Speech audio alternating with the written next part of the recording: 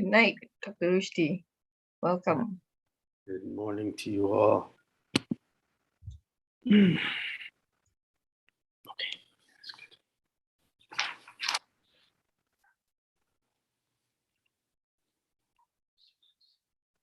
We will start shortly. Just give a few more minutes for the participant to arrive.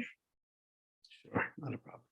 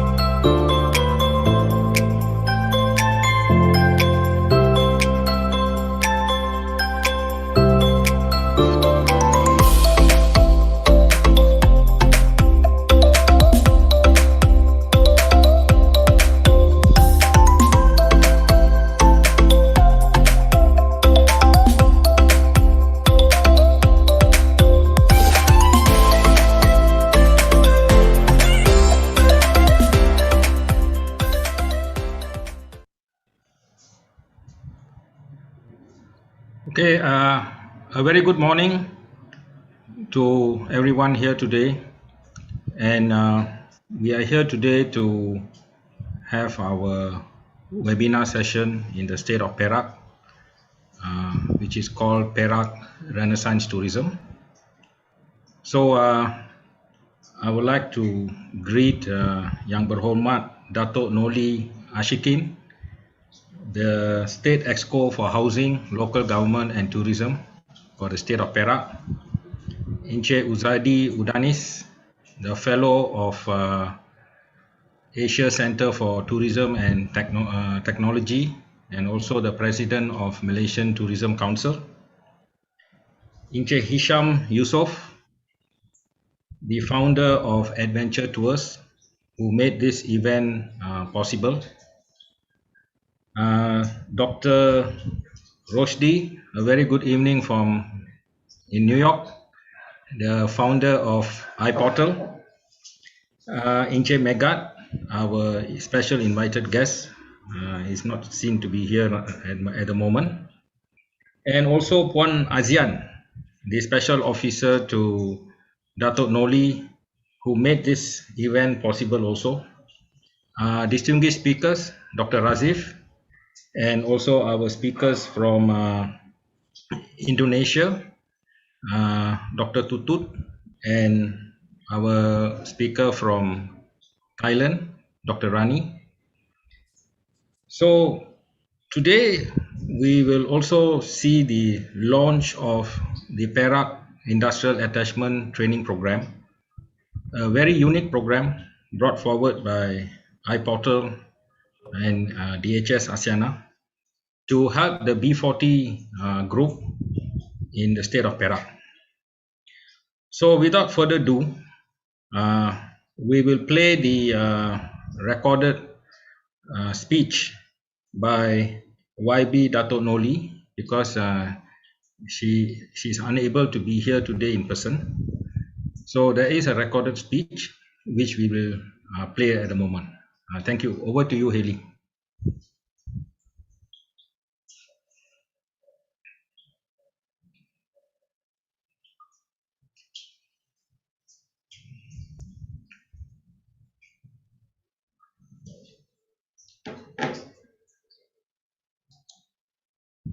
Assalamualaikum warahmatullahi wabarakatuh, and a good morning to everyone in the travel, tourism and hospitality industry.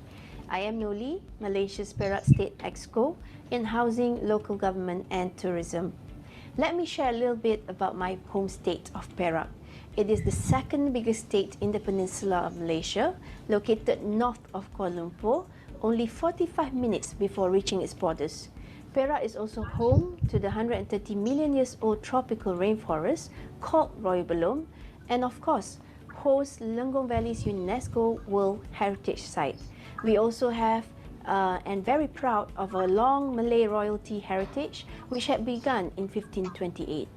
Firstly, I would like to congratulate the organizer for today's international webinar and MOU signing. It is an honor to be speaking to the esteemed speakers and friends who are not only in Malaysia but also in Thailand and Indonesia. Selamat datang, everyone. Some may ask what the Renaissance of tourism means. It is an effort to revive and exceed new expectations, to rebound and take a giant leap. I would say there will be stiff competition where everyone anticipates revenge tourism with the lifting of travel bans and reopening of tourist destinations. Travelers seek to improve or find new destinations, of course with stricter safety measures and hygiene protocols. Experiential learning, sustainable products and exciting cultures would be the attraction. In Tourism Malaysia survey in 2020, the finding shares the rise of millennials, family travel patterns and the flux of B40 groups in the tourism industry who are inclined towards ecotourism in beaches, mountains and jungles. Furthermore, medical and wellness will be another shift in tourism and hospitality for the coming years, perhaps moving on 2025. In the recent years, Ipoh has emerged as a top retirement city, whereas Taiping was awarded with Green and Age-Friendly plus Happy Town Awards. With renowned private hospitals and specialist centres throughout Perak, rehabilitation and recuperation may provide a new avenue of economy.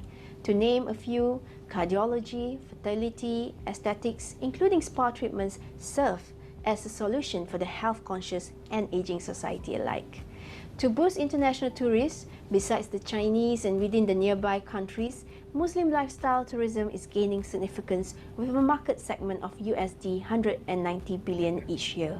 As we may know, Southeast Asia region has earned its mark as top tourism destination, where in 2019 the travel and tourism industry contributed to USD 393 billion to the GDPs of the countries in Southeast Asia. Furthermore, there were 16 million jobs created directly from the tourism industry. Worldwide, we reflect upon tourism industry post-COVID-19, but more importantly, we need to gear up in terms of investments, skills, and tourism offerings. The strength lies in natural capital, comprises of assets such as geology, soils, water, and biodiversity. Moving forward, Perak will position itself as an important ecotourism destination. That is leisure travel and the medical tourism alongside responsible tourism. Tourists will definitely enjoy numerous and signature attractions, activities and events. Let me recap. Travel refers to the activity of going on a long journey. Tourism refers to traveling to a place for pleasure. Hospitality focuses in providing people with great accommodation, travel as well as other facilities like restaurants and sports centers. And 5 sectors of tourism covers transportation, accommodation, food and beverage, recreation and entertainment, and travel services. So why ecotourism? When did it start? Founded in 1990, the International Ecotourism Society, or TIES, has been on the forefront of the development of ecotourism, providing guidelines, standards, training, technical assistance, and educational resources. This perhaps has set the direction of responsible tourism, which are to be embedded in policies and implementations. Yes, we are marching towards sustainability and inclusivity, especially in our tourism industry. Alhamdulillah, Perak has also survived the unprecedented pandemic. We have endured zero business and the surge of digitalization. To be future-proof, Perakians must embrace change, and Perak State will adopt improved value change, collaboration and efficiency. The truth is, businesses must strive post-pandemic and strengthen the market share, prioritizing human capital. Key skills including social, digital and green are the career options of the future in hospitality and tourism. I believe the government is not alone in shouldering the responsibility to revive the tourism industry. Hence, I would like to take this opportunity to welcome strategic partnerships between both iPORTAL and DHS and Adventure360. We welcome industry passionate and business-driven parties to lead on as we are overcoming the RM 165 billion forecast losses for this year. My friends, before us today is the opportunity for Tourism Fellowship, where we want to be coming back stronger. Strategies may require us in leveraging strength, technologies, certification, and best practices. So before I end my speech, I would like to thank once again to the organizers for inviting me to be with you today. We hope that our commitment together will tremendously help people, the planet, prosperity, peace, and partnership. See you soon. And for now, I shall leave you to virtually and mesmerizingly discover Perak, the land of grace. Don't forget, it's nothing compared to the real thing. #TravelPerak lah. Thank you. Thank you, YB Dato for the speech. A very interesting speech. Very well defined what is travel, what is tourism, and what is hospitality. Me coming from Perak, I learned something today that Ipoh has become a city for retirement, and Taiping was more for green. From what I knew, basically Taiping was the first railroad was built from Taiping in 1885. So this is something quite interesting, very nice to know. And as a Perakian, I'm extremely delighted. So without further ado, we would like to launch the Perak Industrial Attachment Training Program. This is the program for B40s, sponsored program brought forward to you by iPORTAL, Adventure360 and DHS Asiana.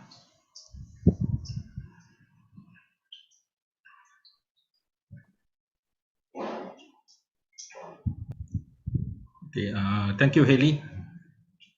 Thank you for the to show us the brochure.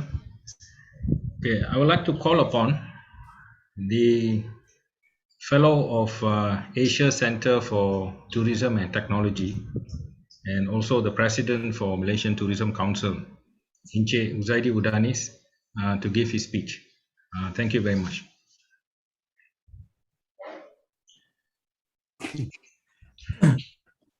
Thank you very much, Dr. Sri. Thank you. Bismillahirrahmanirrahim. Yang berbahagia, yang berhormat Datuk Noli Shilin, Perak State Tourism Exco for Housing and Local Governments and Tourism. Dr. Rushdie, all the way from New York, founder of iPORTAL. Encik Isham Yusof, founder of Adventure360 Tours. Dr. Sri Kumar, head of Global Hospitality, iPORTAL and DSS Academy.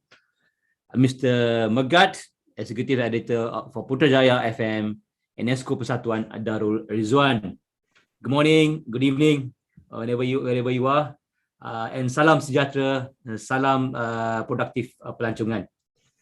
First of all, I would like to congratulate to the organizer for organizing this fantastic virtual event, the Perak Renaissance Tourism, and thank you for inviting me.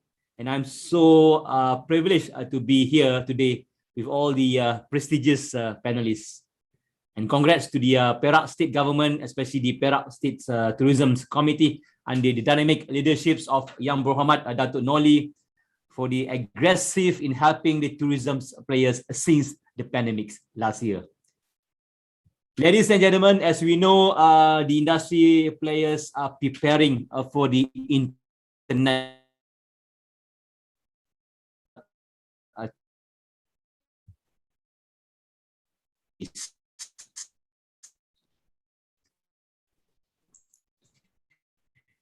international. When I ask to all our friends, our tourism players, of course they are answered confidently. They say, yes, yes, yes, we are ready. We are ready. And that's the common answers.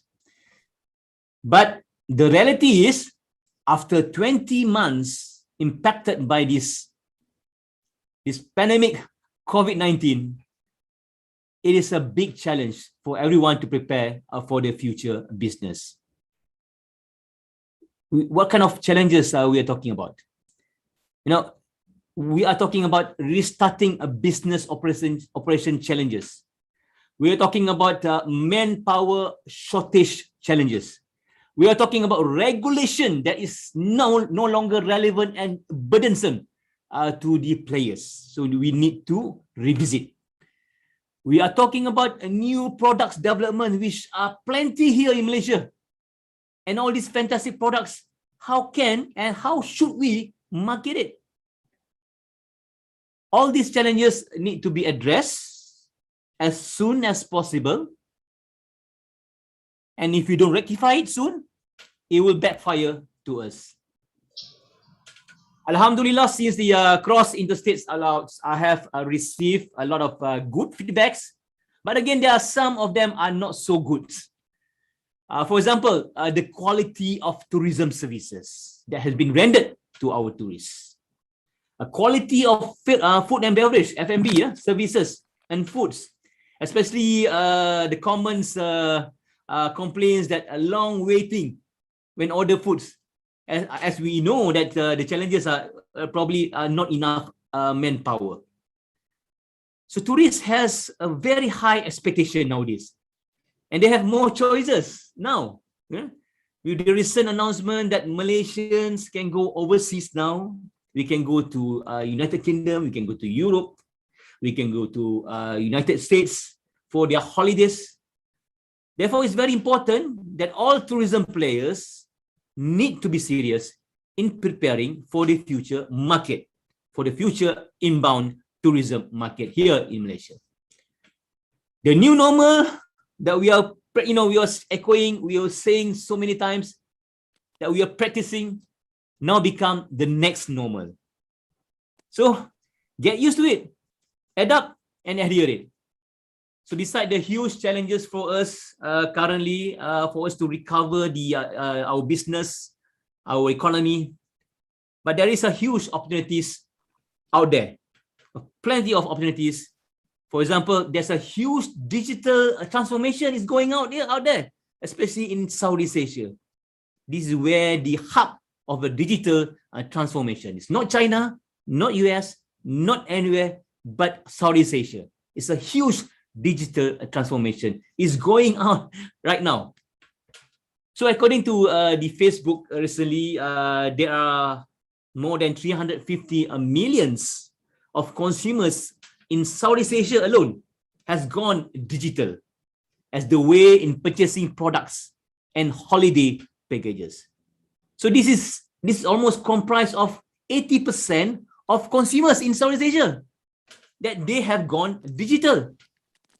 More than 70 millions of consumers in Southeast Asia use online, use digital, use whatever on social media as a primary purchase platform.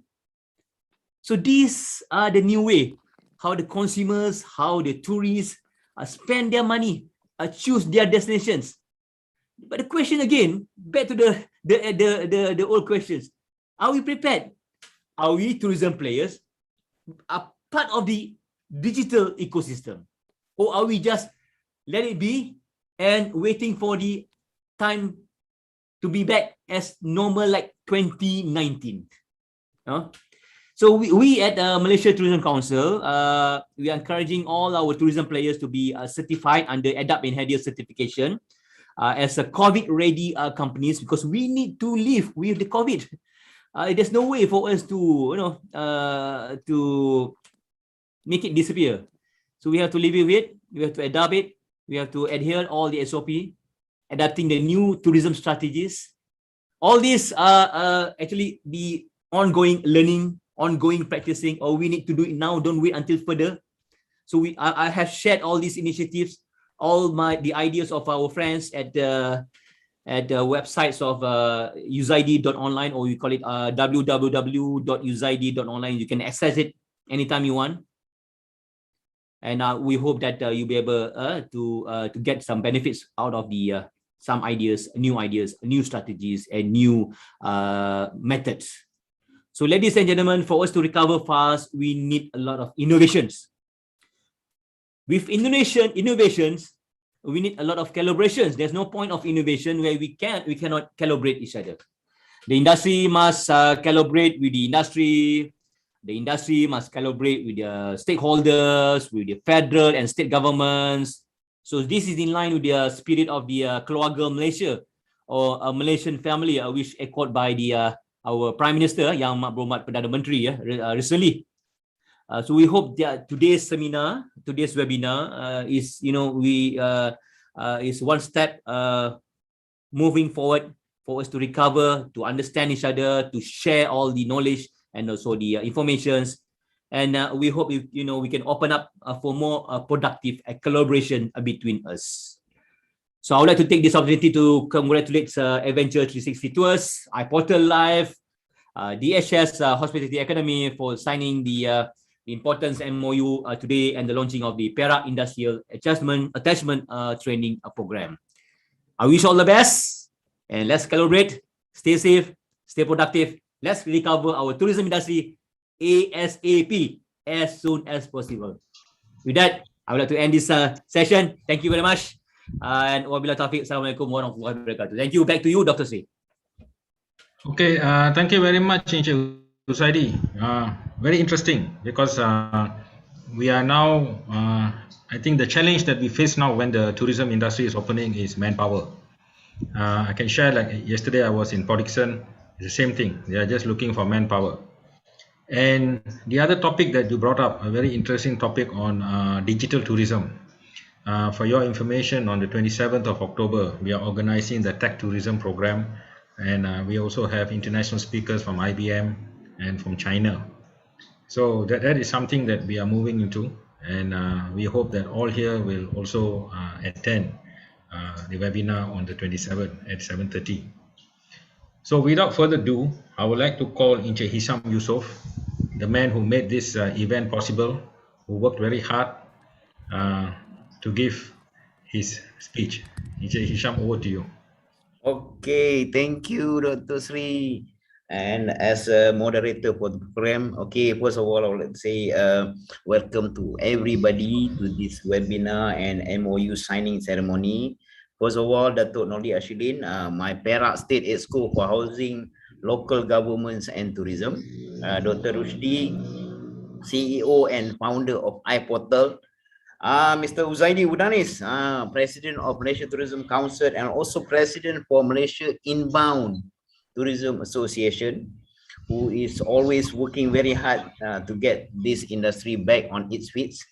And Dr. Sri Kumar, Head of Global Hospitality of iPORTAL and DHS Academy, and also Mr. Megat, Executive Editor for Putrajaya FM and Exco Persatuan and Darul Rizwan.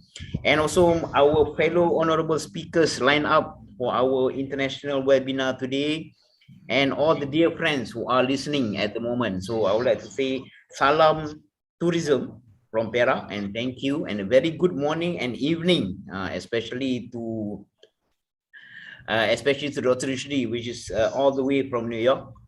First of all, I would like to say thank you, and I am honored to share some of the points for this virtual MOU signing ceremony between my company, Adventure360, and iPORTAL, and also the DHS Academy.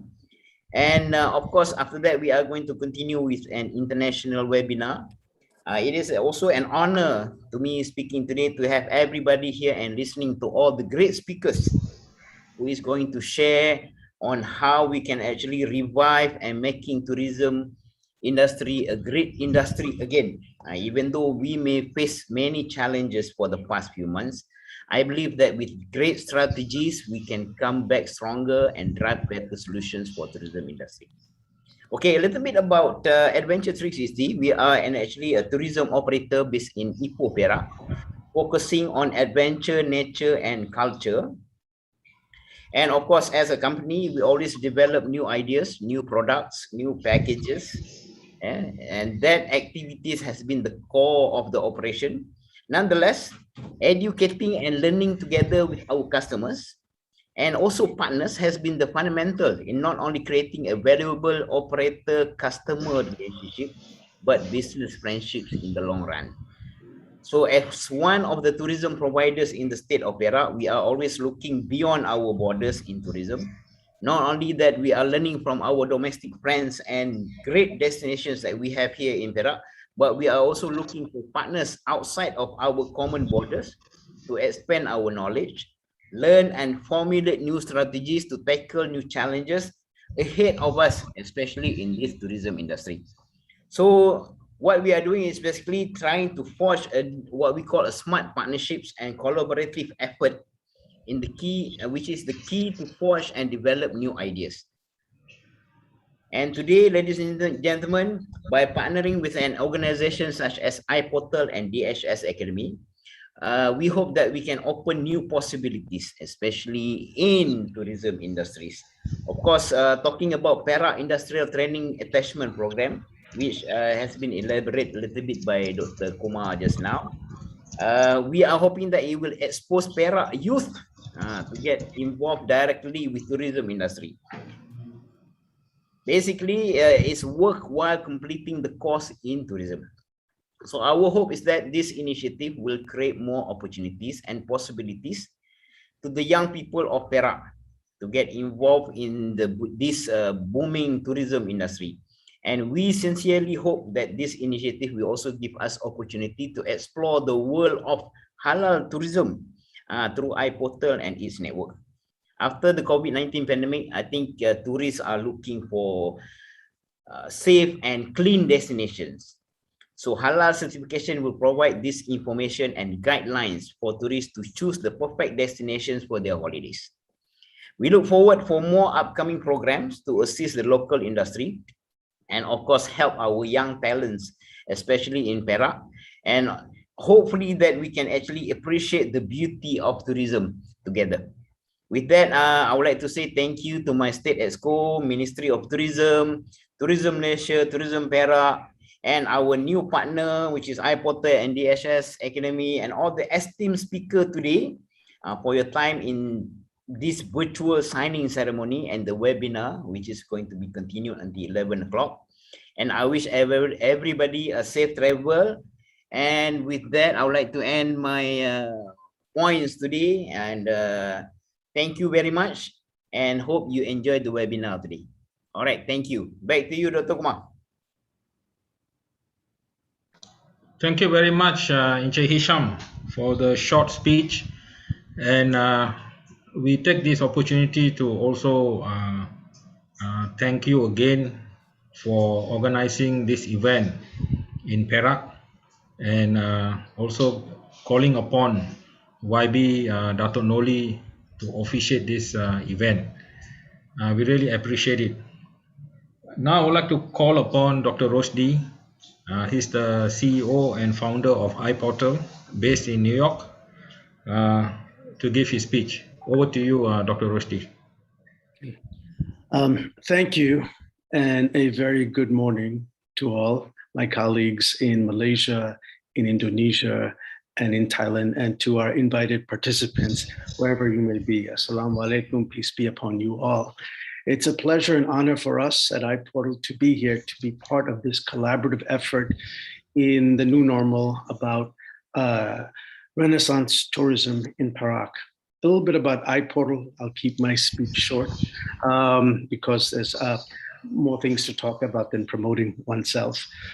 iPORTAL is basically about the Islamic economy, and iPORTAL is basically came from a Harvard Business Review article in 2013 that talked about the benefits of a platform economy, which is part of the sharing economy or the gig economy, which is about inclusion, reducing information search cost in finding what you want. And it's about enfranchisement and empowerment. So that's what a platform economy does. iPORTAL is focusing in on the 7 verticals of the Islamic economy. Everyone knows about Islamic finance and halal food industry. But what is extremely important, and we believe it's going to lead the Islamic economy in the new normal, will be Muslim lifestyle tourism. As our keynote speaker, YB Dato' Noli, EXCO from Perak, mentioned, it's $190 billion, but those are numbers from 2018. It's expected to be about $250 billion come 2024. It'll probably reach that number much earlier than that.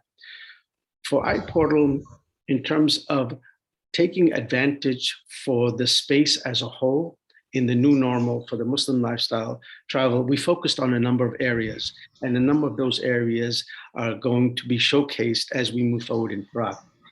First thing is everything is going towards digital. The new normal will be a hybrid of physical and digital, but it'll be more towards the digital. And because of the internet penetration in devices, if you're not online, you don't exist. So that's the first thing. Second thing is the approach that we've taken at iPORTAL for Muslim lifestyle travel is 2 things. One is a marketplace. The micro SMEs and SMEs that are linked to the tourism and hospitality industry, very few people talked about them. We are very proud of those, and because they've been hit very hard, and we're going to do what we can to create an awareness of the micro SMEs and SMEs linked to the tourism industry, because they are the backbone of economies. They are the backbone that's going to spur the growth of this tourism industry in Perak. So you'll be able to find micro SMEs and SMEs from Perak on iPORTAL as we start the onboarding process. So that's the first thing. The second thing that's extremely important is the higher end tourism from the Gulf. How can we basically bring some of that higher end tourism into Perak, into Malaysia. There are certain things that we are working on with Dr. Sri and the colleagues that are on this program. And we believe that creating an awareness of the opportunity is one way. And that awareness is linked to the types of tourisms. There's close to 70 types of tourisms that exist to our knowledge and growing. Our keynote speaker spoke of medical tourism, eco-friendly, sustainable tourism. There are many other types of tourism, tech tourism, which is a seminar we'll be doing next week. There is wellness tourism, there's waqf tourism. So these different types of tourism will connect with the different audiences. And these different audiences then will basically gravitate towards where this type of tourism exists. Malaysia being a multi-ethnic, multicultural, multi-religious society provides the perfect petri dish for this tourism to rise. The last thing that I'll say in the interest of time is a tourism accelerator. We need to basically reduce the carbon footprint of the tourism industry, talking about sustainable tourism. If we can basically bring more startups linked to tourism in an accelerator, then they're going to help address a number of issues that tourism industry has, and we're excited about the convergence of startups and the hospitality industry. I end my short speech by basically saying thank you. It's an honor for us to be part and parcel of this wonderful undertaking. And today is just the start of the journey. We've got a long way to go. And I think together we will get there.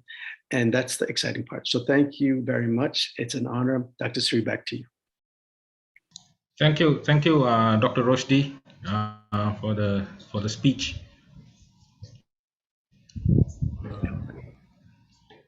Thank you for the speech. Very inspiring. And now we would like to call upon Encik Megat, the Exco for Persatuan Darul Rizwan, based in Kuala Lumpur and Selangor, and he is also the executive and the founder for Putrajaya FM, Perakian, a very strong Perakian who supports Perak a lot. So over to you, Encik Megat.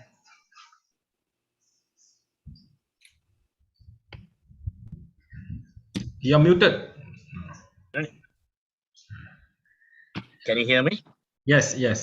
All right. Clear, yeah? Okay. Thank you, Dr. Sri Kumar.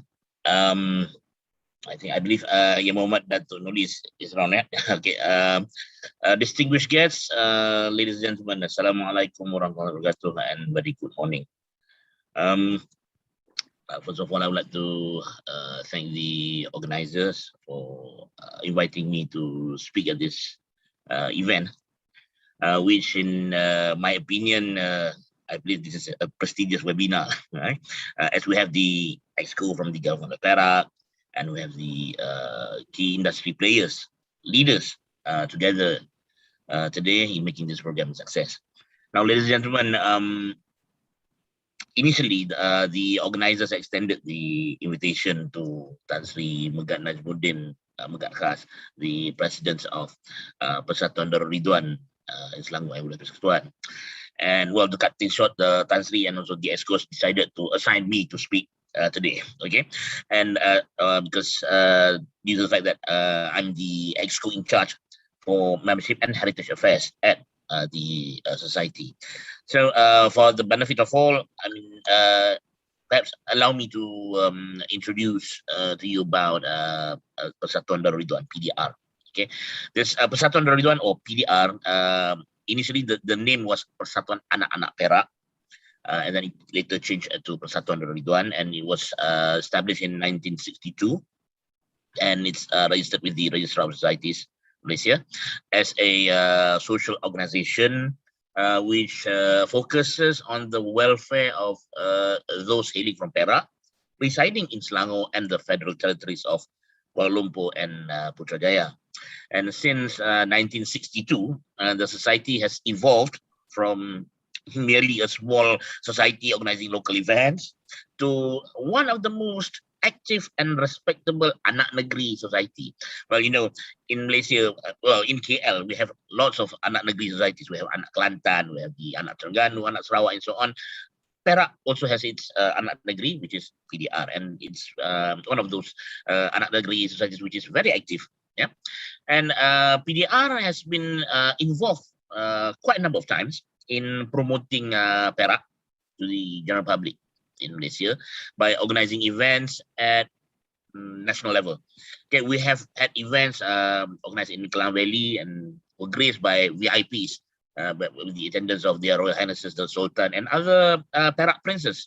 Yeah, and a few years back, PDR had organized a grand event promoting Perak at the World Trade Center, known as the Perak Heritage Week, Minggu Warisan Perak. And it was a showcase about the uniqueness of Perak heritage. And I remember our beloved Exco, Dato' Noli, was at the event accompanying the Royal Highnesses, the Sultan and Raja Purwoselvi. Yeah, and this event is an example of how PDR, an active NGO operating outside of Perak, that promotes Perak in all aspects.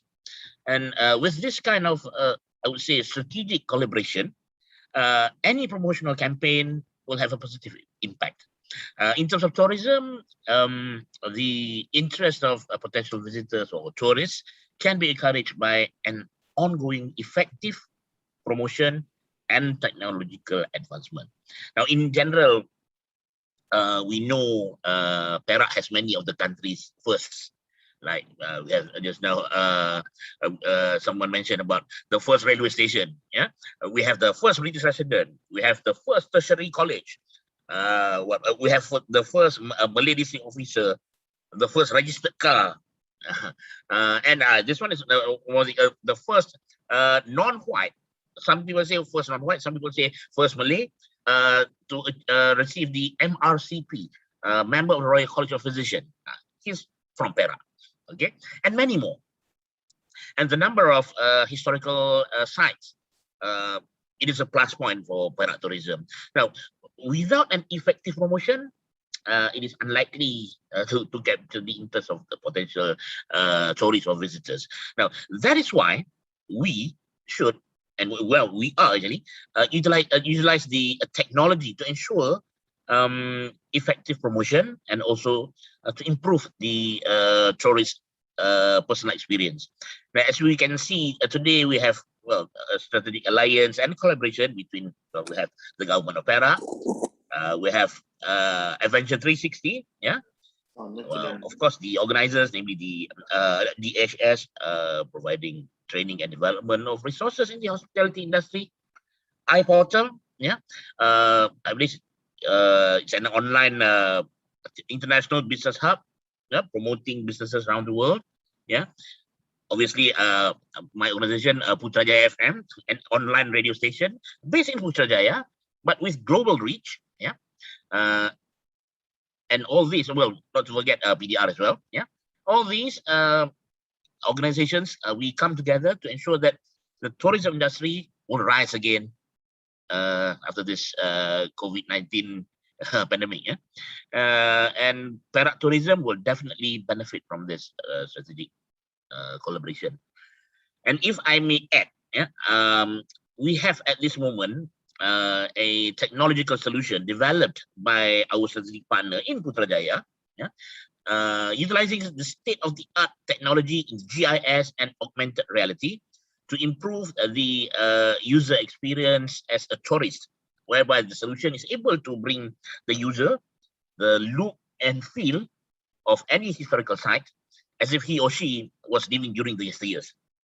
So we already have this solution. We will be presenting this solution to Perak through the Youth Office of Yang Muhammad Dato' Noli. Inshallah later we will have this session with you so that we can together boost the tourism industry in Perak through technology. Okay? So I think that's it for today, ladies and gentlemen. Thank you once again for the opportunity for me to speak at this webinar today. I hope this campaign will be a success, not only for Perak, but also the tourism industry in general. With that, I thank you. Assalamualaikum. Thank you, Encik Megat. Thank you very much. It is interesting to know that Perak does everything first. Something very interesting. I think we should list down, make a book, to have this written somewhere that Perakians lead the way. Okay, now I would like to call upon my good friend Dr. Razif, who is also the president of the Tourism Educators Association Malaysia. He's one of the senior fellows at the International Business Excellence with UITM, and a great speaker in tourism, to present his paper. Over to you, Dr. Razif. Assalamualaikum and good morning to Dr. Sri Kumar, the moderator for today, and also to my friends over there. So we have many new friends, and also just found new friends, Mr. Hisham, that I met, I think, last week for the talk. He's the champion in the Blue Ocean Strategies, as well as we have Dr. Rushdie, also my fellow friends, Mr. Murgad, and also selamat datang, salam siang to Pak Putu from Bali. Okay, for today, I'd like to talk about this Renaissance tourism, and I think it's a very critical points that brought forward by the organizer. Let me share my screen. I hope it is visible to all of you for a while.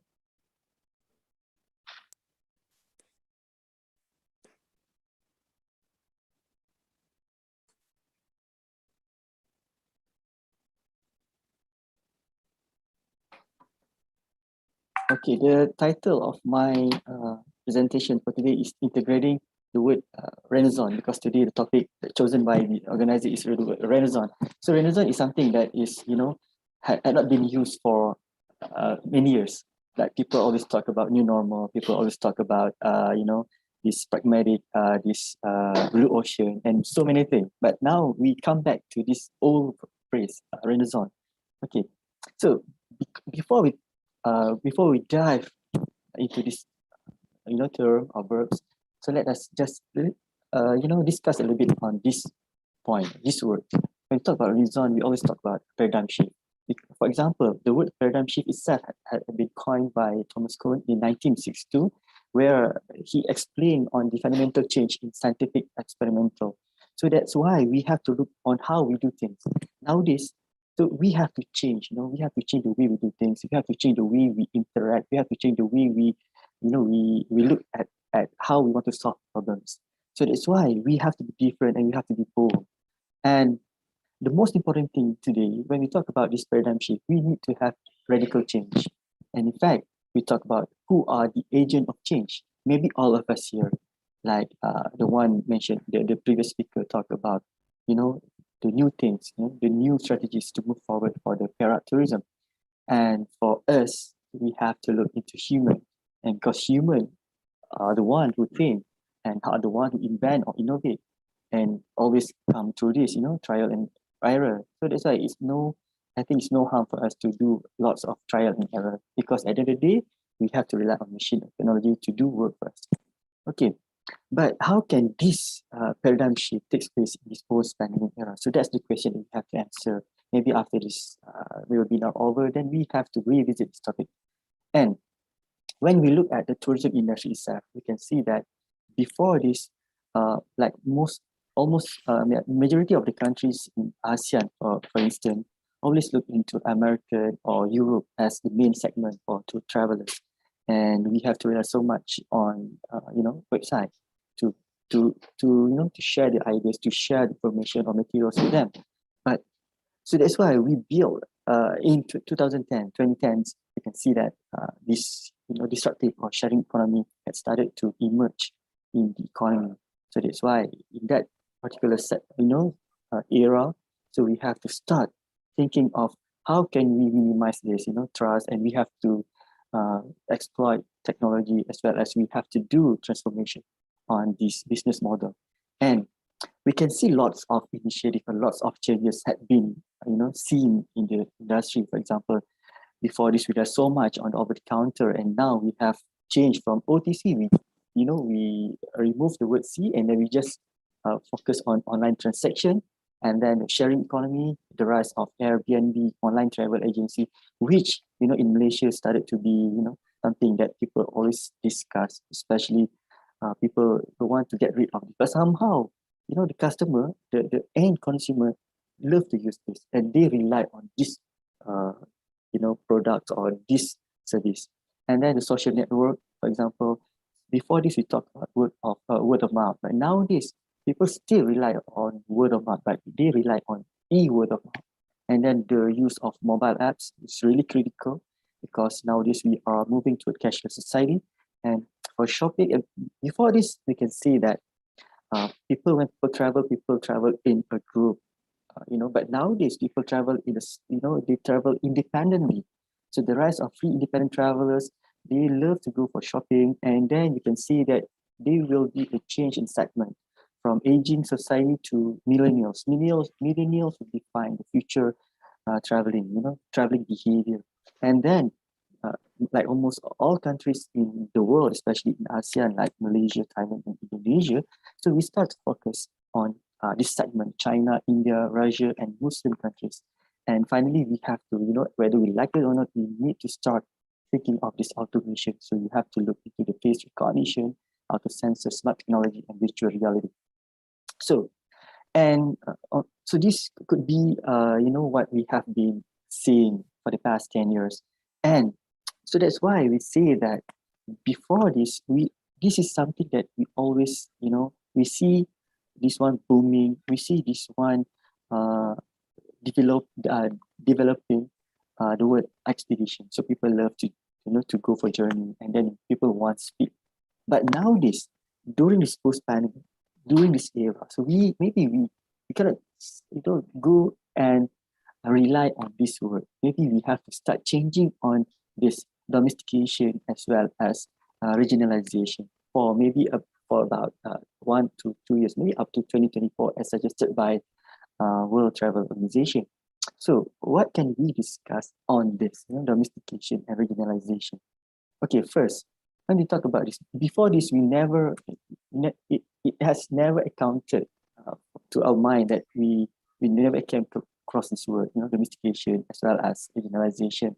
And so we want to make someone love home more than going out. So going out here refers to they want to go abroad for traveling. So we want to let them travel at home, and we want them to, to love more these home products. And then regionalizations. So we want to form regions because the world is less connected. So that these two words are really critical to all of us here today. And we hope that we can get something out of these two, phrases. Okay, so before that, we can see that like almost all destinations in the world, when we plan for traveling, we start off to think of the world, the world as the main marketplace, and then it boils down to China, Japan, India, and South Korea, especially to ASEAN market, because we can see that these four dominant segments to us, and then we go down to ASEAN, and finally, then we start to emphasize on the domestic market. But now things need to change. Things started to change. Things had changed. So during this pandemic, where we have to start focusing more on, this domestic market, and then we start to think of regional market, and then these four countries who has big influence to ASEAN market, and then maybe after 2024, then we can start again our promotional campaign or efforts to the world. Okay, and just to share a little bit on Malaysia segment, when you look in top inbound tourism, this I got this information from Tourism Malaysia, and this one is the level before pandemic, 2019, when you can see that these are the top travelers by nation, by nationalities. And you can see that these are the key stats where almost for this one is for Malaysia, okay? About 70% for tourist arrival came from ASEAN, ASEAN countries. And then Singapore alone contributed about 40% of the travelers that came to Malaysia. And then it's quite surprising where these four countries that I mentioned earlier contributed about 20% for this, about 27 million people who visited Malaysia. And these three countries, Singapore, Indonesia, and China, contributed about 65% of the travelers that came to Malaysia.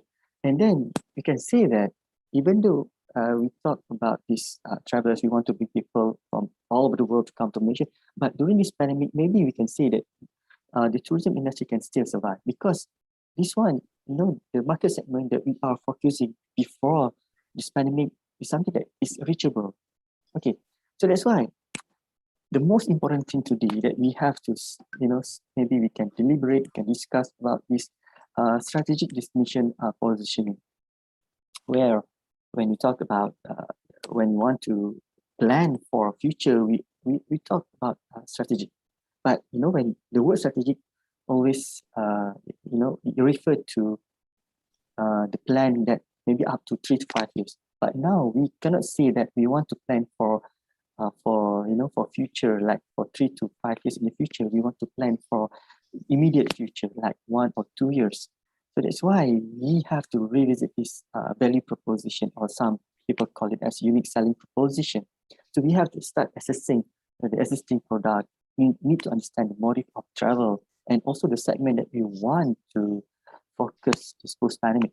If you look at this one is one of the speakers shared with me. I joined this one webinar during this pandemic, and this is one I think is quite interesting for all of us. Maybe we can see whether it is true or not.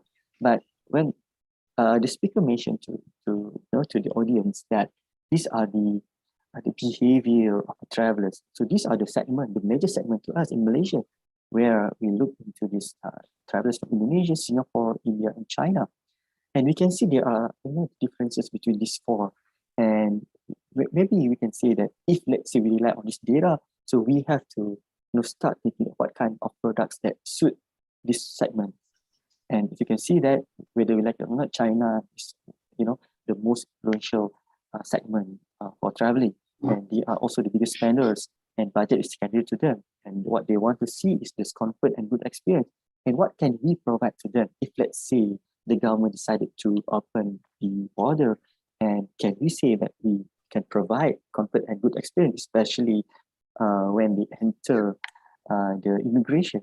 So that kind of thing, maybe we start, all of the stakeholders in tourism industry need to think of. And I'm sure Pak Putu will explain more about the initiative done by Bali, because from the news that I've heard, Bali will reopen very soon, before next year, and hopefully we can see one good case study from Bali. And then this is something that again we have to look into, solving internal problems, because like now, even though we have many plans for future, but we, like in Malaysia, we need to rely so much on this budget that will announced by government, maybe somewhere next week or week after next. And from there, we can see whether next year will be the year for tourism industry, or tourism industry need to, to undergo another hiatus. And then we need to discuss on planning for new products based on a niche concept, look into the specific areas, for example, in Perak.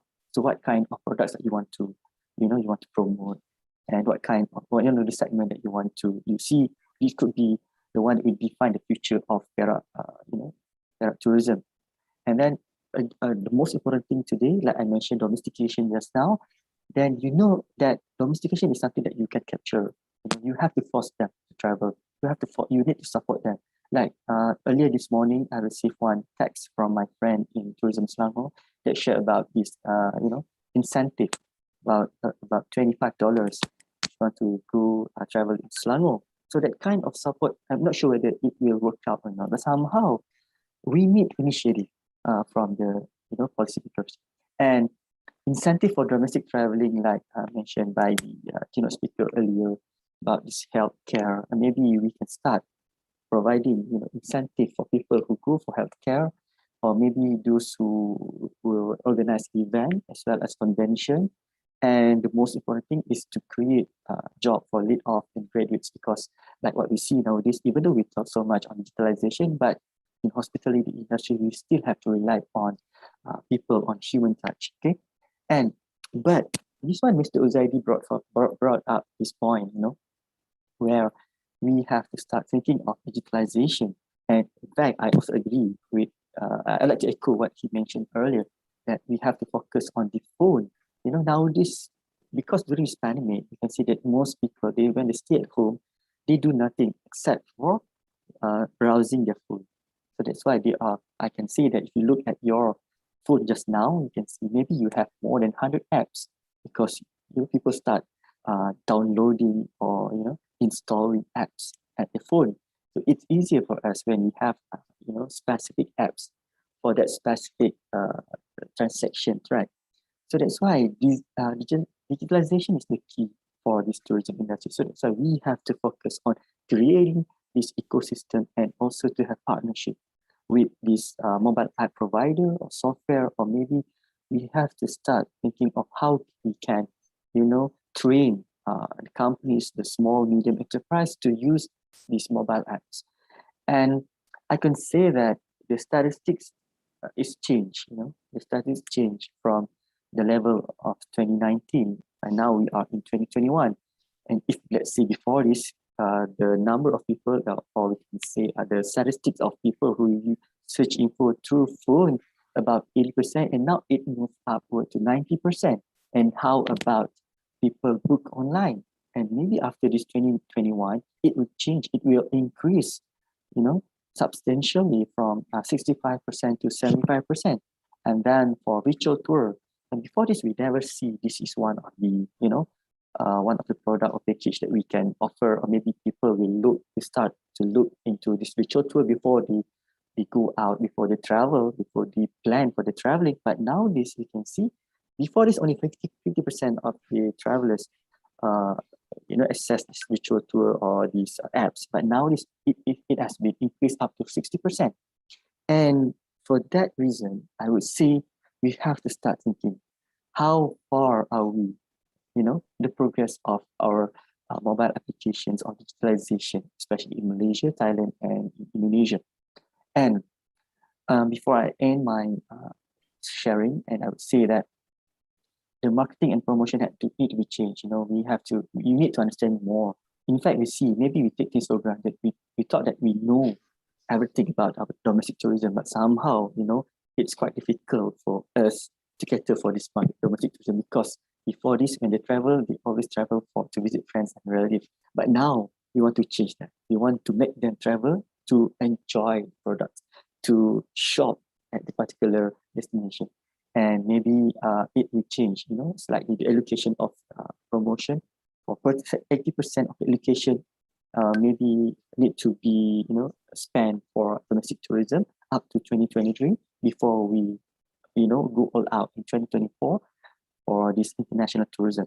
And then we have to say that it must be sustainable short-term plan, because we want to fully exploit the long-term plan in 2024, because that's what the World Travel Organization mentioned, the year of rebounds, 2024. So that's why before that, so we look into the sustainable short-term plan. So the plan may be less than 6 months, or less than 9 months or 1 year. So you cannot go beyond that. So the word short-term itself denote less than a year. And then the sister city initiative needs to be revisited. For example, you must have a new relationship or strengthen the existing relationship. For example, maybe today we have representative from Indonesia, from Bali, and Thailand. Perak can also start to have this kind of initiative, Perak in Bali and Perak in Bangkok. And one of the key initiatives for this is that you need to capture data, and you need to understand the pattern for you to, to start estimate better for the future. So that's why I would say to strengthen research activities, because nowadays I would say that almost every country in the world, they don't really appreciate so much on the research activities. So that's why I would say maybe Perak can start, lead this initiative by, providing grant for the academia to start, collecting data, and also to analyze and to share with the industry players. Because what we have so far, most of the grant offered by the Ministry of Higher Education, but not from the the tourism policymakers or the key stakeholders.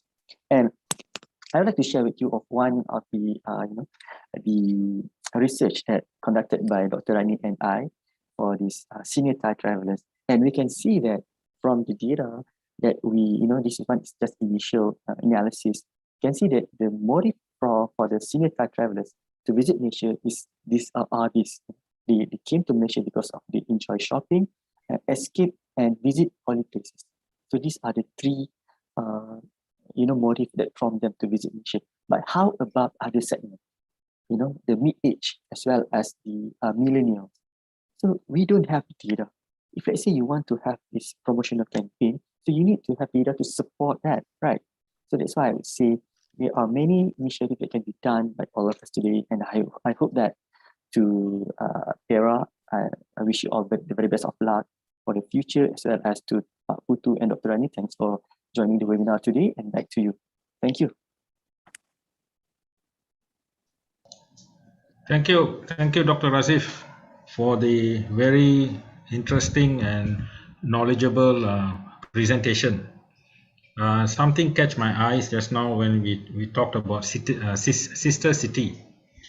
Ipoh is a sister city with a Japanese town called Fukuoka or something like that. I think that was done quite some time ago. And also the other area of that you brought up of people from Thailand like to visit places of worship. In Perak, I know in Ipoh they have the cave, the Buddhist temples in the cave. I think Jalan Kuala Kangsar, if I'm not mistaken, in Hisham, they have one, and then I think the famous one. Yes, correct. Then the famous one ada satu Sampotong Cave. Ada lagi ke tu Sampotong Cave?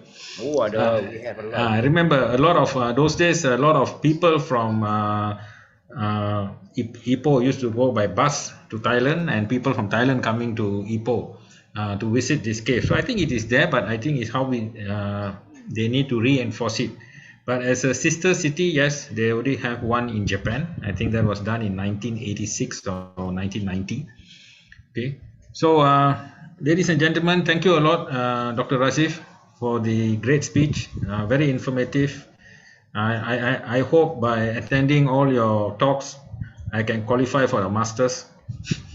But it's very, very sure. informative and very interesting. So, ladies and gentlemen, I bring forward Pak Putu from Bali. He's the head of the tourism in the province of Bali. And I thank Pak Putu for accepting our invitation. And as all of us know, Bali is a dream destination to many. So we would like to hear and learn from you, Pak Putu. I mean, I see banyak ini pengalaman kerja Kepala Bidang Pemasaran Hasil Distan Provinsi Bali, Kepala UPT Kawasan Pengelolaan Hutan. So I mean, there are so many, you hold so many positions, as the head. So there's, I think, a lot that we can learn from you, and what the state of Perak can also learn from you, share and see how we can develop Perak, because I would say maybe I'm biased because I'm a Perakian. So we see how we can get this moving. And thanks a lot, Pak Putu, and it's over to you. Thank you. Yes. Okay, thanks so much, Dr. Sri Kumar. May I share our presentation first? Yeah. Okay.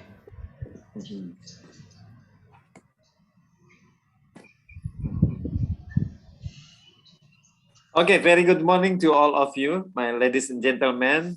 First of all, we would like to say a grateful thanks for the chance has been given to join in the very important meeting. Yeah, I'm Putu Astawa. That's already mentioned. That's our material. I want to share about the strategy for Bali tourism revival. Yeah? And Bali, the population of Bali, 4.3 million, and coverage by 5.6 kilometers square, divided by eight regency and one municipality, 57 district, yeah, and we have the what we say like village, yeah, a special village in traditional village in Bali, yeah, 1,493 we call desa adat, yeah. And then the majority of the population in Bali is Hindu, yeah, with philosophy. I think that you know about Tri Hitakarana. Yeah, they have a high spirituality life, yeah. The harmony between the human with the human being, with environmental and of the God, yeah. That's been Tri Hitakarana. But the Bali province does not have potential natural resource like mining, forests. The economic of Bali is depend on the most of the come from tourism sector, yeah. And the second one, agriculture sector, and the third one, small and middle industry, yeah. That Bali is one of the Indonesian tourism icon, yeah.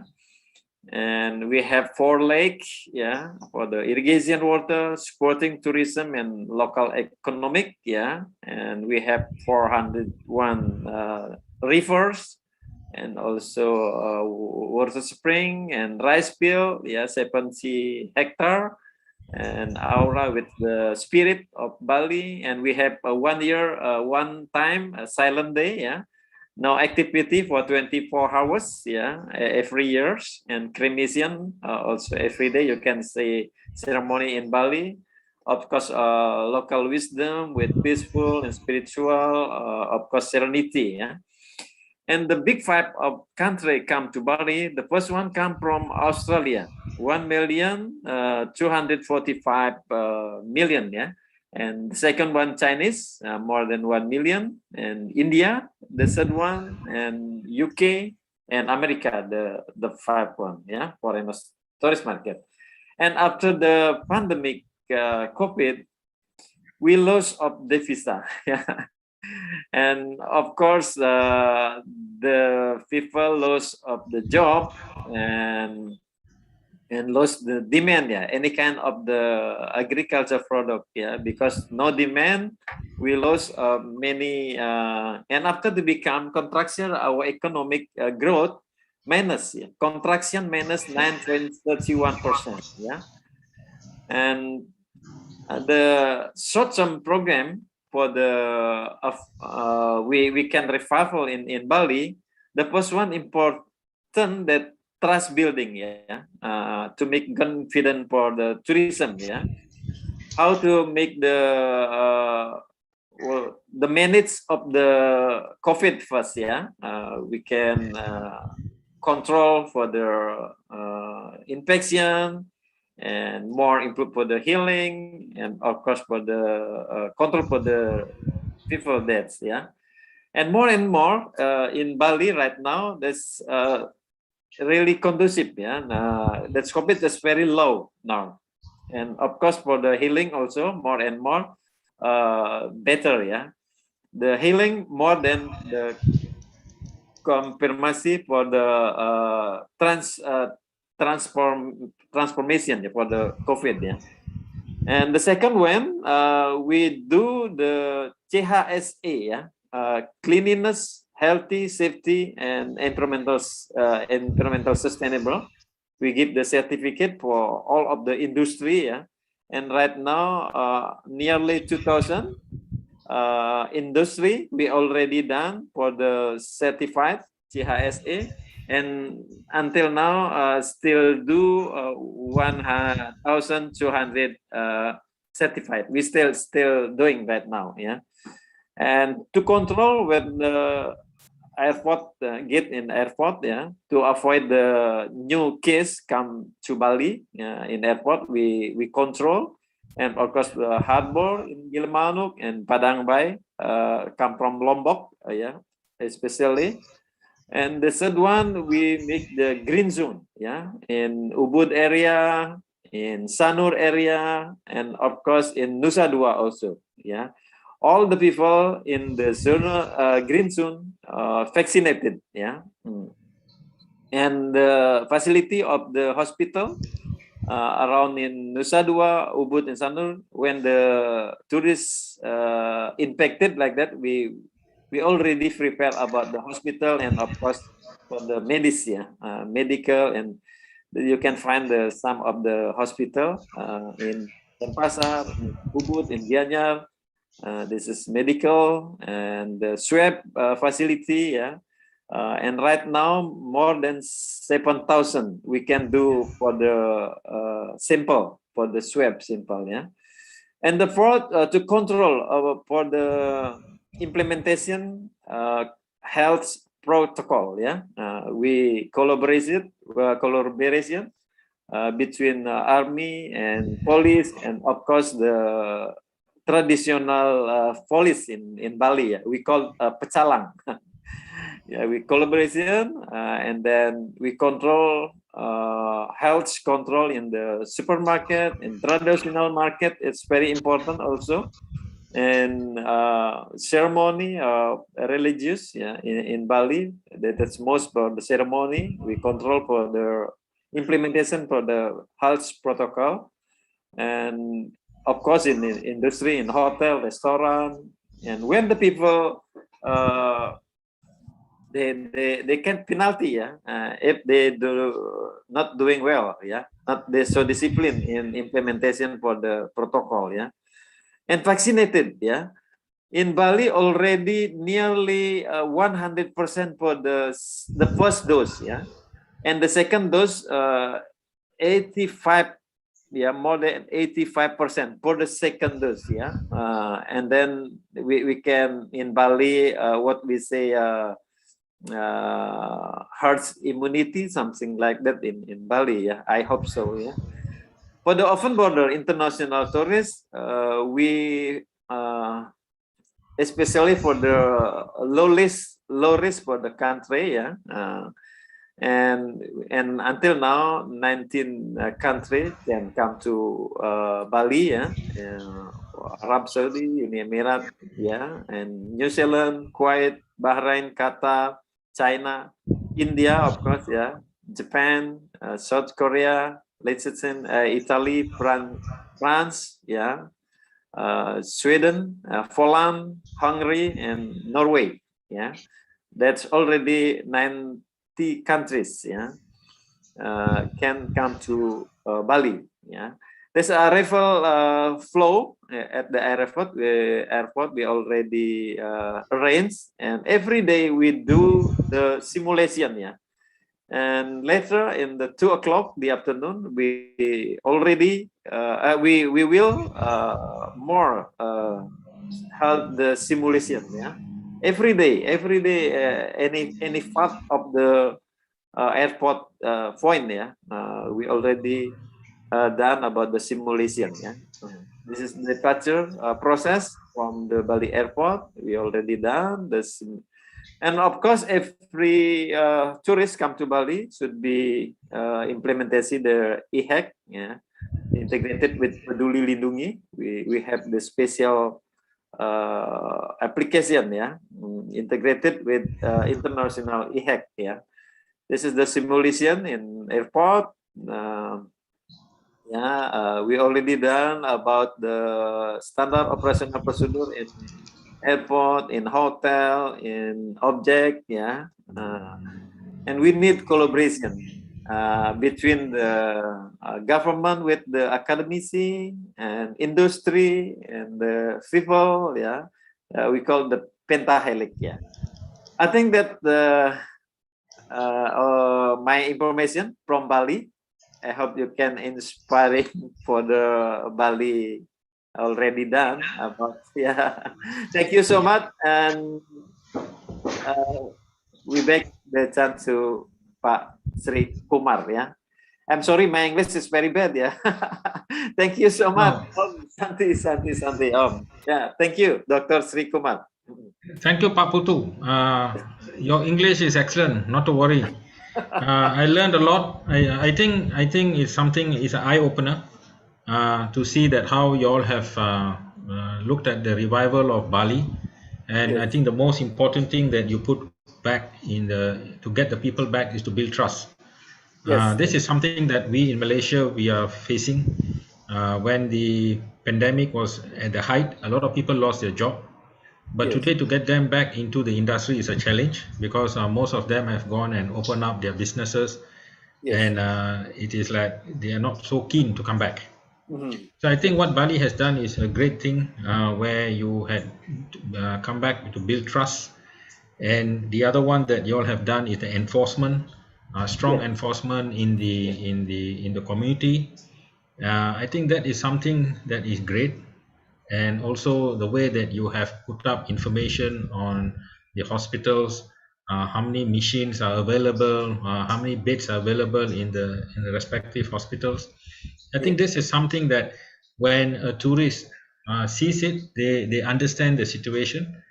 They don't take things for granted, and I think they will follow. I think this is something new, something very interesting to see.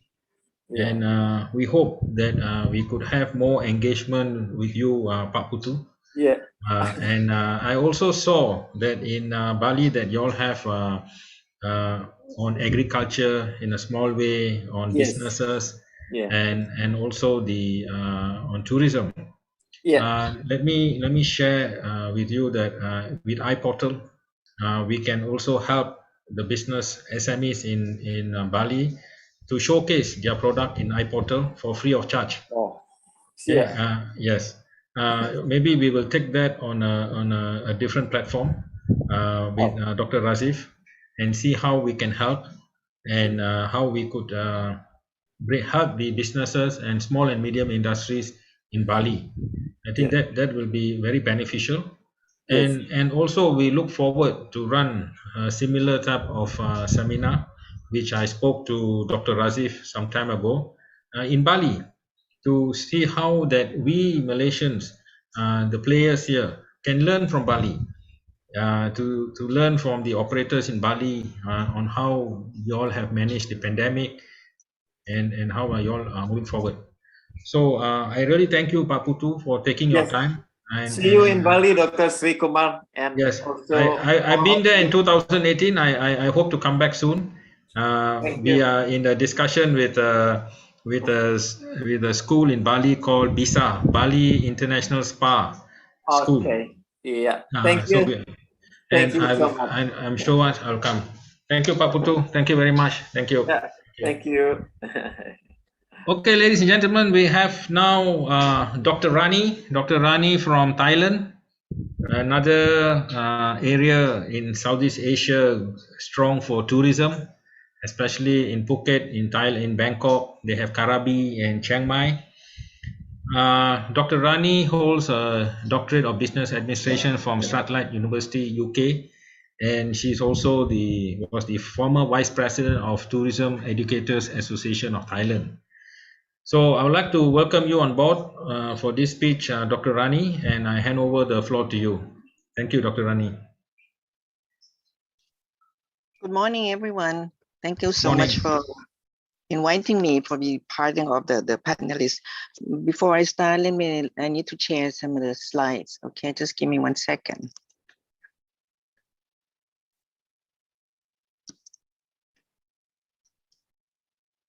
Just 1 second.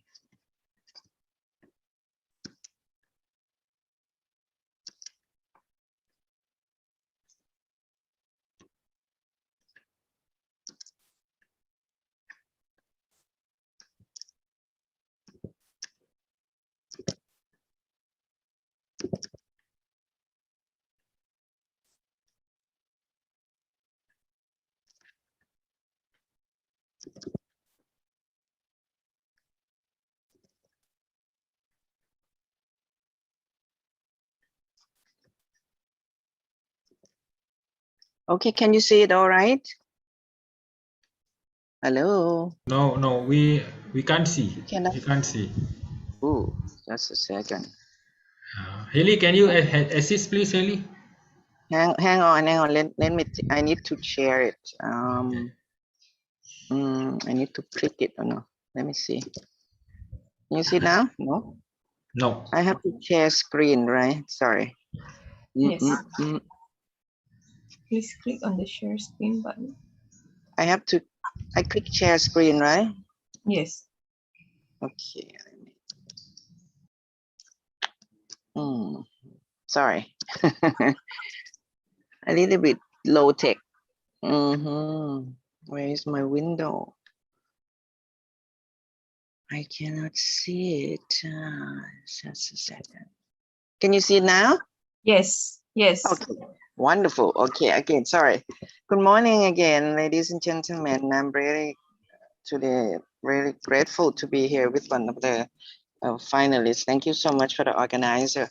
I think today I would like to present a little bit about Thailand and the next year, the outlook and policy for 2020. Okay, let me start by show you a little bit of this is a world kind of thing, World Economic Forum's data collection, the ranking of Thailand.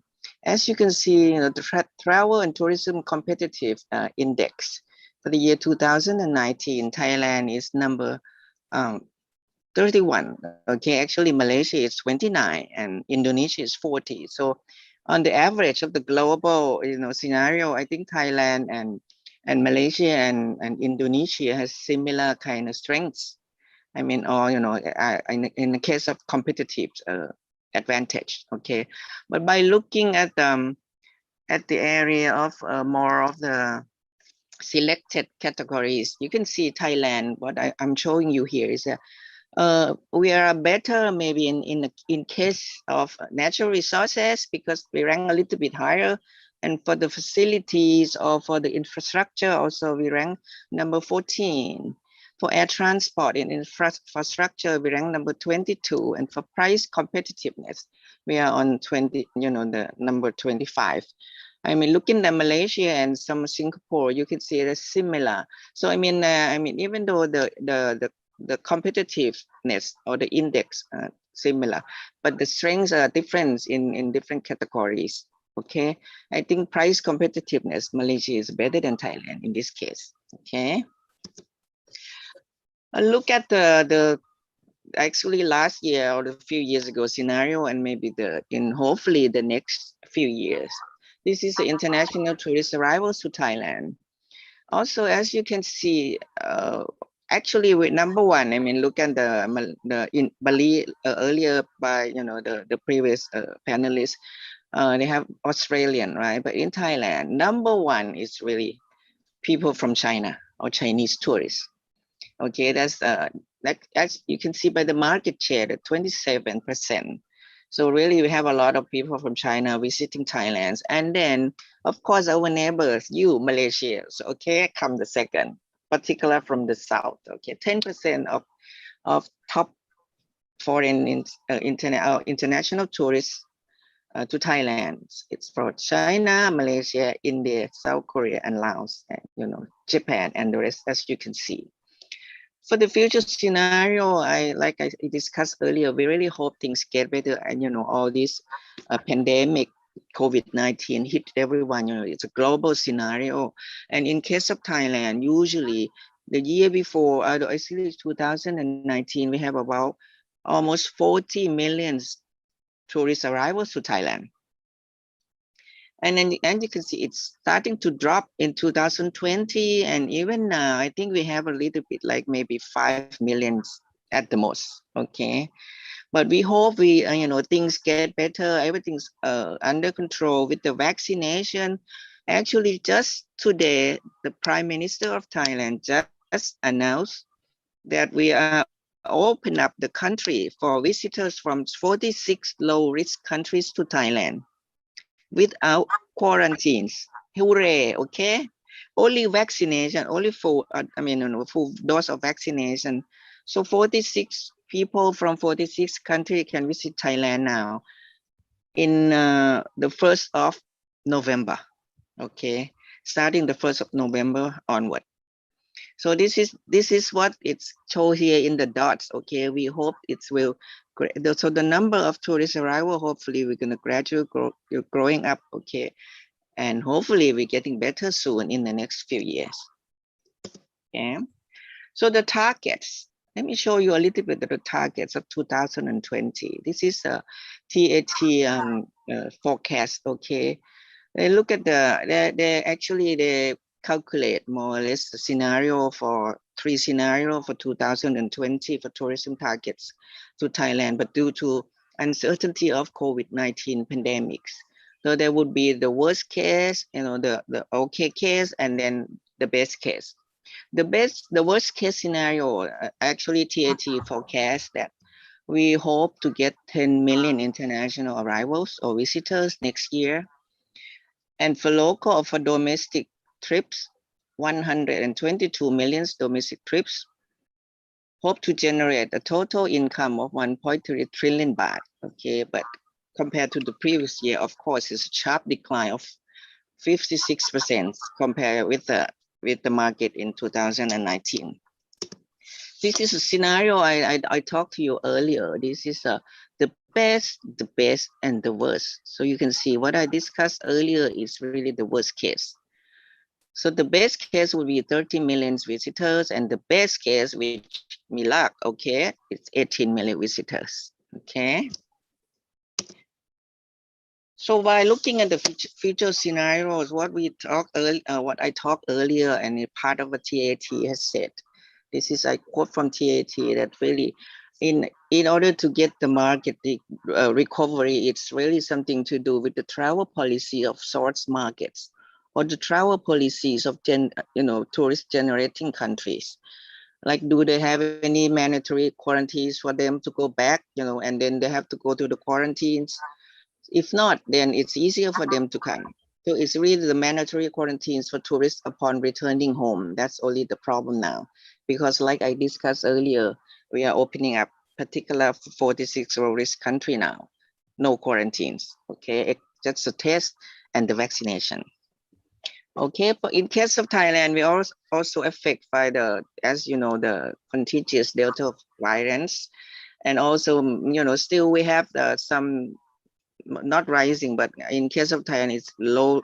It's actually, we are lowering a little bit. The number has decreased for death toll, and the number of vaccination also increasing. So in this case, in Thailand, it's slightly better, but for the global scenario, as you know, still the recovery is not going to be very speedy for global tourism because of the Delta variants or new variants that could happen anytime. But with the vaccination rate, high vaccination rates and lower death toll, hopefully things will get better slowly. But for tour operators, what they need to really to prepare is really to need some IT support. I think it's related to what Dr. Rajesh presented earlier. It's IT is really helps us during the COVID pandemic. So we can transform our service, or they can transform their service, okay, among the intense global competitions, which probably gonna happen in probably next few years or next year, once we get back on our feet, or once we get kick off starting the tourism again, okay?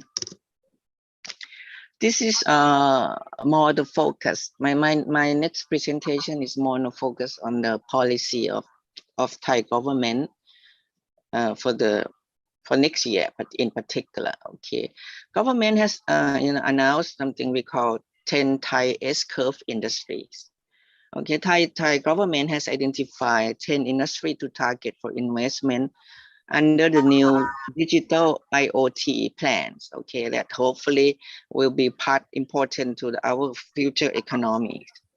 What is really the S-curve industry? It's really the mathematical arts that companies go through as they enter the marketplace, begin to undergo a cycle of growth and stagnation. So I mean, together with they represent a shift of gears for business in Thailand and economic transformation for Thailand as a whole, as industry represent the business strengths of Thailand.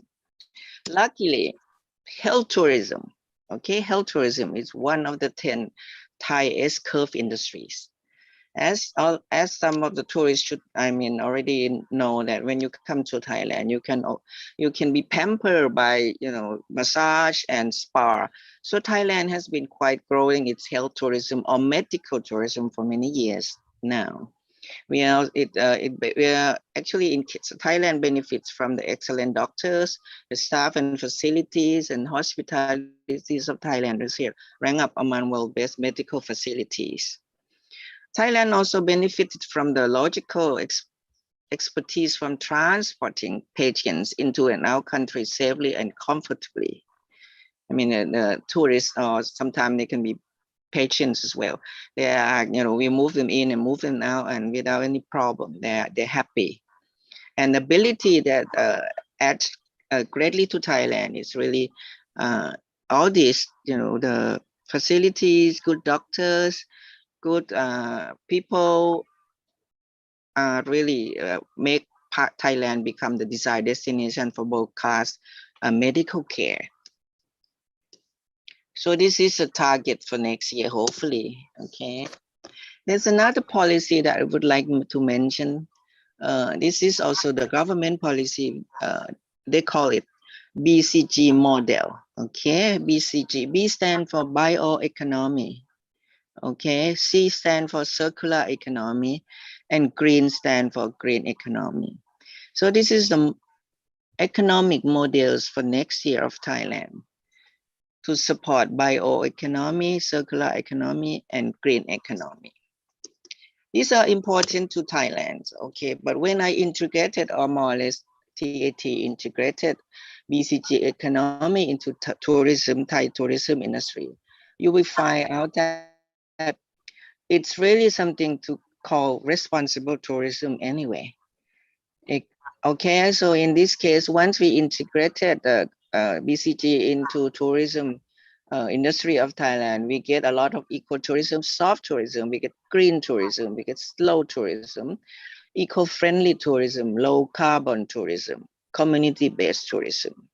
Okay, so these are the future scenario or the tourism type that should be available next year in Thailand. For example, sorry, before I get into that, so BCG model is really contributes to sustainable tourism in a sense, because like I mentioned earlier, it's a biodiversity, it's green economy and circular economy. So in a way, it's really similar to sustainable. So I think BCG's model is really contributes to sustainable tourism and extend the benefits of tourism to more local communities up in the country of Thailand. I hope that BCG model will build on Thailand's strengths in biological diversity and cultural richness to achieve sustainable growth. So tourism in TAT actually has implemented BCG model in promoting gastronomy tourism, food tourism, okay? But it's not just come and eat our food, but it's really by telling stories around ingredients, just rather than tasting it, such as how difficult or the difficulty of finding ingredients and the quality of Thai herbs, and the story of how farmers in Thailand stop using chemical fertilizers and start organic farming. Also how they are interested in environmental protection. So TAT has recently promoted organic tourism to international market. Tourists visit organic farm with the culinary travel experiences. They learn that Thai people use herbs and plants for food and medicine. And let me show you at the end by showing you some of the video clip from TAT, just to show you the picture of gastronomy tourism in Thailand that they are trying to develop in the near future, or actually this year and next year. Give me just a minute. Hopefully I get it on.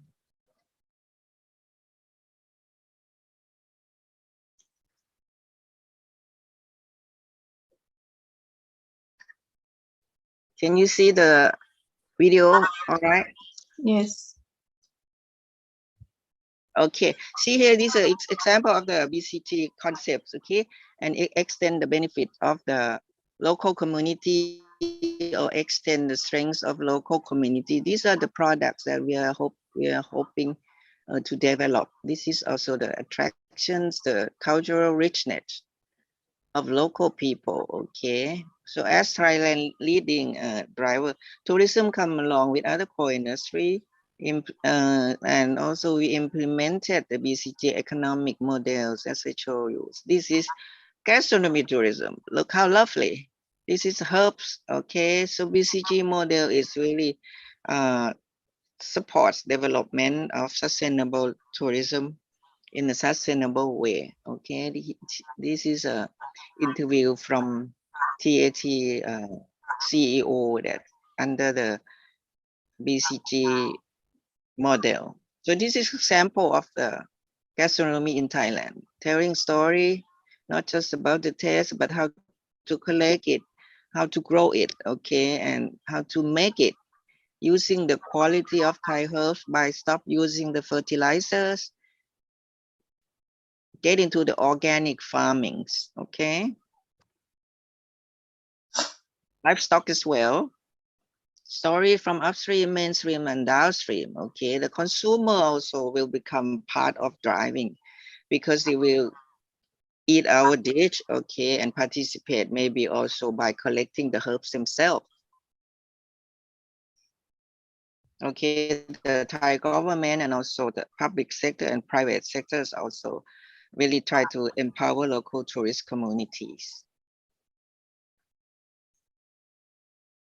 There's a project, this is a project in Phuket, okay? They recently visit the organic farm, okay? And they discover that's really it's not beaches that we can offer in Phuket, but this is a lot cooking Thai food using local herbs and plants to test the reality, test the and why it's important for Thai people to using the herbs and plant for medicines and hopefully for tourism. I think I would stop here so that because it's a little bit going on about organic farm, but this might be a little bit too long. So I think I stop my presentation here and let it get back to the organizer. Thank you very much for your attention. Thank you, Dr. Rani, for the presentation. I think there was something very interesting on the BCG model that Thailand is moving into, and on health tourism. Yes, I'm very aware about it because when I used to live in the Maldives, I know a lot of Maldivians fly from Mali to Bangkok for medical treatment. So that is something great, something I think everyone knows that Thailand is good for medical tourism. But I think your BCG model is something very interesting to see how that Thailand is moving into gastronomy, organic. I think there's something similar. The other day, about a month ago, I was seeing in Channel News Asia Singapore, they showed on in Bandung in Indonesia, which they are moving into organic kind of thing, but not in a big way like how Thailand is going. I'm very much aware in Sri Lanka, yes, they have this organic plantation, but it is more for medical reasons. So this is something great, and to see that the arrival into Thailand in 2019 was China. I think now China is dominating the travel industry with their policies. And it is good to know that the Honorable Prime Minister of Thailand has opened up for 43 countries. I hope Malaysia is one of them. Yes. And Yes. so we can travel to Thailand. the northern part of Thailand, northern part of Malaysia and southern part of Thailand. Any part now by November the 1st. I mean, Yes. it's just a week, another few days more, and we can travel to Thailand. I think that is something. I mean, I think a lot of people, I mean, in any part of the world, they always enjoy going to Thailand. because Thai hospitality is something that is something different. It comes naturally to them. They always smile, very polite, and it is very interesting to see. Because when I used to work with Best Western, I used to be based in Thailand, and I really enjoyed the time that I was in Thailand. The food, the people, and the culture. It is very interesting. So thank you very much, Dr. Rani, for Thank you. sharing. And we hope that this is not the first and the last time we see you. We hope to engage more and to see how we can move forward. Okay. And we would like to also invite all participants here today, especially and also the panelists like Dr. Putu and Dr. Rani. We will send you an invitation that we have a webinar coming by on tech tourism on Wednesday.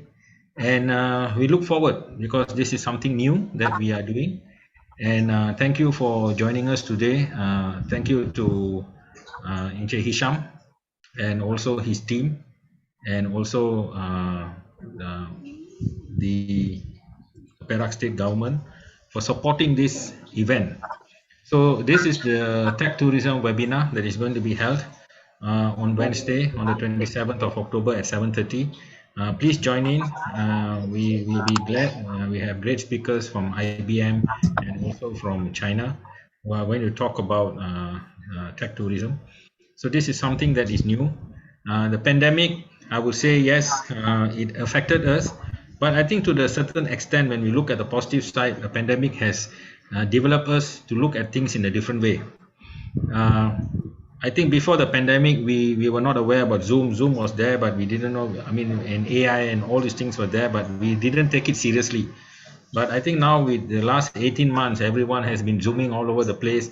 Last night we were on a webinar and somebody was talking that they have created Room, something like Zoom, but it is Room. So it is interesting to know. And on the National Day of Singapore, where the Prime Minister of Singapore said that the Zoom HQ for Southeast Asia is in Singapore. They have opened up a R&D center. So these are interesting things to take note, and how with 5G on board, AI, IoT, and all these things moving. And I think this is something that will surely benefit the tourism industry and make it grow faster and move on a different scale. So thank you very much, ladies and gentlemen, and all participants who are here today. Thank you for coming on board. I know it's a Friday. Everyone is on a holiday mood, but thanks a lot. So before we go, can we have a photograph session? And thanks again, and hope to see you all again soon. Thank you. ขอบคุณค่ะ Thank you. Thank you.